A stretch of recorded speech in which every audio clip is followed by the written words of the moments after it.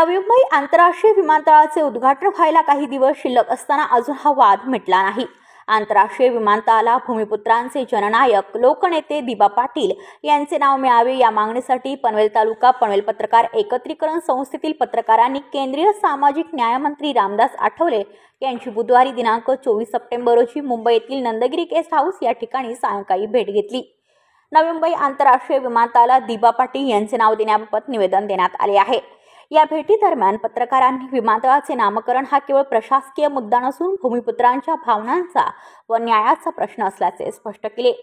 दिबा पाटील यांनी नवी मुंबईच्या भूमिपुत्रांच्या हक्कांसाठी केलेल्या त्यागमय संघर्षाची माहितीही देण्यात आली।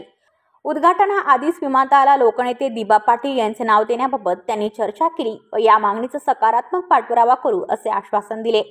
भाजपा अल्पसंख्याक मोर्चाचे महाराष्ट्र प्रदेश उपाध्यक्ष तसेच ज्येष्ठ पत्रकार सय्यद अकबर यांनी सर्व पत्रकारांच्या वतीने रामदास आठवले यांचे आभार मानले।